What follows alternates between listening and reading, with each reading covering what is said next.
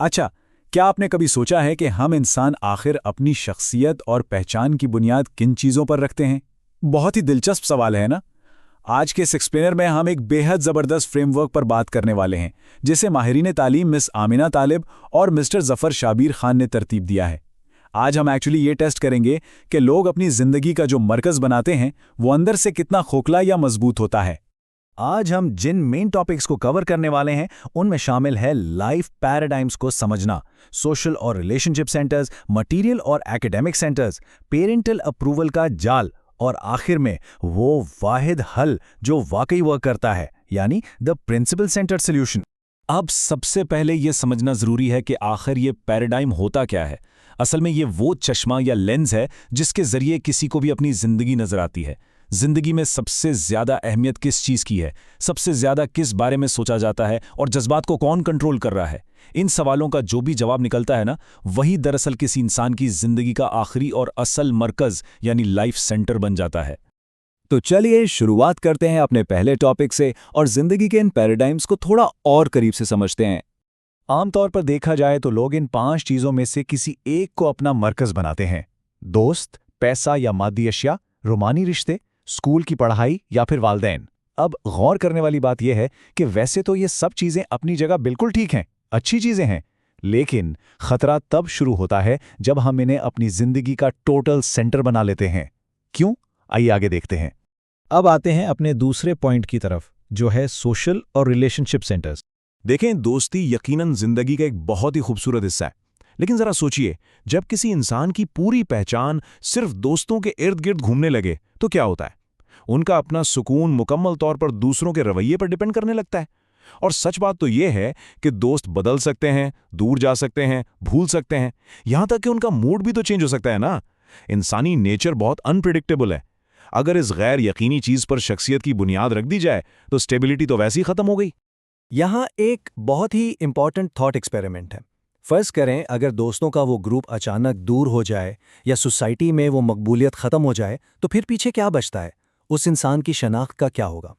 होता यह है कि जज्बात मुकम्मल तौर पर बिखरने लगते हैं।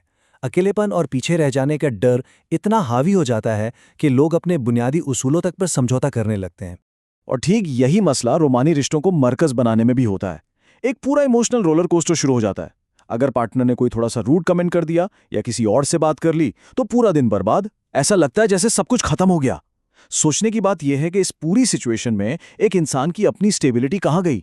उसके जज्बात तो किसी और के हाथ का खिलौना बन गए ना। इस फ्रेमवर्क में एक बहुत ही जबरदस्त कंपैरिजन दिया गया है हेल्दी और डिपेंडेंट रिश्तों के दरमियान। एक सच्चा और मजबूत ताल्लुक हमेशा इंडिपेंडेंस मांगता है। अगर हर वक्त तसल्ली चाहिए या किसी मैसेज का लेट रिप्लाई आने पर ओवरथिंकिंग शुरू हो जाए तो असल में ये मोहब्बत नहीं बल्कि एक शदीद जज्बाती मोहताजी है। एक रियल कनेक्शन के लिए इनर स्ट्रेंथ होना इंतहाई ज़रूरी है। चलिए अब तीसरे टॉपिक पर बात करते हैं, मादी और तालीमी मरकज़ यानी मटीरियल और एकेडमिक सेंटर्स। जिसके पास मरते वक्त सबसे ज़्यादा खिलौने हों वो जीत जाता है। सुनकर अजीब लग रहा है ना, लेकिन हमारी आजकल की सोसाइटी दरअसल यही सबक दे रही है। महंगी गाड़ियां, नए मॉडल के फ़ोन और सोशल मीडिया की एक बिल्कुल झूठी तस्वीर।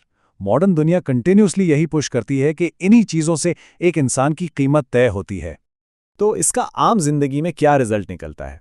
एक तरफ वो लोग हैं जो सिर्फ चीज़ों के पीछे भागते हैं, इससे एहसास कमतरी, मुसलसल कंपैरिजन और एक अजीब सा खोखला गुरूर पैदा होता है। और दूसरी तरफ अगर सिर्फ स्कूल या आला ग्रेड्स कोई जिंदगी का दी अल्टीमेट सेंटर बना लिया जाए तो नतीजा शदीद जहनी दबाव की सूरत में निकलता है। सीखने का जो एक खूबसूरत प्रोसेस था वो सिर्फ और सिर्फ प्रेशर बनकर रह जाता है। अब जरा इस बात पर गौर कीजिए, अगर किसी दिन वो महंगा फ़ोन, वो ब्रांडेड कपड़े या वो स्ट्रेट ए ग्रेड्स, अगर ये सब अचानक छीन लिया जाए तो आखिर में क्या बचेगा? उस इंसान की असल शनाख्त कहाँ रह जाएगी? ये एक ऐसी मेंटल एक्सरसाइज है जो वाज़े तौर पर बताती है कि अपनी कीमत सिर्फ इन बाहरी चीज़ों पर रखना अंदर से कितना खोखला अमल है। यहाँ से हम दाखिल होते हैं अपने चौथे पॉइंट में, वालदैन की रजामंदी का जाल यानी द पेरेंटल अप्रूवल ट्रैप। अब ये पॉइंट थोड़ा सेंसिटिव है। वालदैन का प्यार और उनकी रहनुमाई बिल्कुल अनमोल और किसी भी इंसान के लिए बहुत ज़रूरी है, लेकिन इस तहकीक के मुताबिक यहाँ एक नफ्सियाती जाल भी है। अगर किसी की जिंदगी का सिर्फ एक ही मकसद बन जाए कि मुझे हर हाल में पेरेंट्स को खुश रखना है और उनकी किसी एक्सपेक्टेशन को टूटने नहीं देना, तो इस प्रेशर में वो अपनी ज़ाती शनाख्त खो देता है। उन्हें मायूस न करने का मुसलसल दबाव अंदर ही अंदर एक feeling of never being good enough पैदा कर देता है। इसको समझने के लिए एक सिंपल सवाल पूछते हैं। अगर कोई जज ना करे, कोई आपसे कुछ एक्सपेक्ट ना करे, तो जिंदगी में आखिर आप क्या रास्ता चुनेंगे? ये सवाल वाकई हमें सोचने पर मजबूर करता है कि हम अपनी असलियत और अपने सच्चे ख्वाबों को दूसरों की एक्सपेक्टेशन से अलग करके कैसे देख सकते हैं। और आखिर में वो हल जिसका हम सबको इंतजार था, उसूलों पर मबनी हल। उसूलों पर मबनी जिंदगी, ये लिटरली एक ऐसी फाउंडेशन है जो रियलिटी के बड़े से बड़े तूफान को भी ईजिली फेस कर सकती है। जब कोई इंसान अपनी सेल्फ वर्थ किसी फिजिकल चीज, ग्रेड्स या दूसरे लोगों के बजाय अपने किरदार और उसूलों पर रखता है, तो एक ऐसी मजबूत बुनियाद खड़ी होती है जो कभी नहीं हिलती। यही वो वाहिद मरकज है जो हमेशा स्टेबल रहता है। ये उसूल आखिर हैं क्या? ईमानदारी, रहमदिली, यकीन, जिम्मेदारी और लगन। ये सब ऐसी क्वालिटीज़ हैं जो कभी पुरानी नहीं होती। दोस्त बदल सकते हैं, गाड़ी पुरानी हो सकती है, ग्रेड्स की वैल्यू कम हो सकती है, लेकिन एक अच्छा किरदार और ये बुनियादी उसूल हमेशा आपके अपने रहते हैं। ये ट्रेड्स किसी भी हाल में फ्लक्चुएट नहीं करते।